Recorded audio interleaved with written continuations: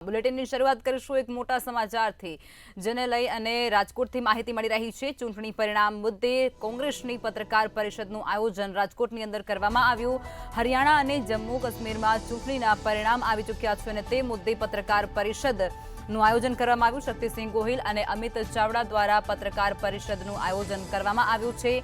જમ્મુમાં બીજેપી એકલા હાથે સરકાર બનાવવાના દાવા કરતી હતી, સાથે તેઓ કહી રહ્યા છે કે આજે મતદારો ઇન્ડી ગઠબંધન સાથે રહ્યા છે। ત્યારે જમ્મુ કાશ્મીરના મતદારોનો આભાર પણ શક્તિસિંહ ગોહિલ દ્વારા વ્યક્ત કરવામાં આવ્યો। તેમણે કહ્યું કે જમ્મુ કાશ્મીરના મતદારોનો હું આભાર માનું છું। હરિયાણામાં કોંગ્રેસ કરતા ભાજપ આગળ છે તેવું પણ શક્તિસિંહ ગોહિલે સ્વીકાર્યું છે અને જનતાનો જે મત છે તેને માથે ચડાયો છે। જનદેશ સ્વીકાર્ય હોય તે અંગે એનાલિસિસ કરીશું।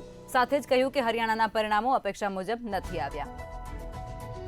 જમ્મુ કાશ્મીરના પરિણામો એ ઉત્સાહવર્ધક અને કોંગ્રેસના કાર્યકર્તાઓ જે હિન્દુ મુસ્લિમ ડિવિઝન કરનારને માટે પણ એક મેસેજ આવ્યો કે જમ્મુના હિન્દુઓના બેલ્ટમાંથી પણ કોંગ્રેસની સીટો જે એમ કહેતા હતા કે કોંગ્રેસ ઝીરો રહેશે, ત્યાંથી પણ ખૂબ સારી બેઠકો કોંગ્રેસને આવી છે। એટલે ચોક્કસ એ ઉત્સાહવર્ધક છે।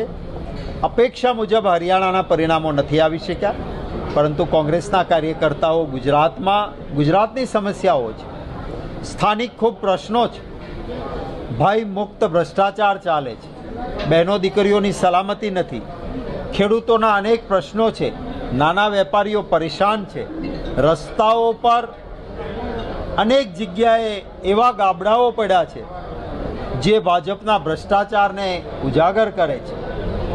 બ્રિજ બને છે એની કિંમત કરતાં બ્રિજ તોડવાના વધારે પૈસા આપવા પડે છે।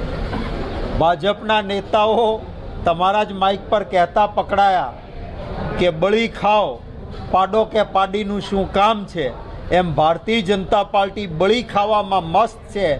ગુજરાતની જનતા પાડે ટીપાય કે પાડીએ ટીપાય એની એમને પડી નથી, આને ગુજરાતની જનતા માફ નહીં કરે।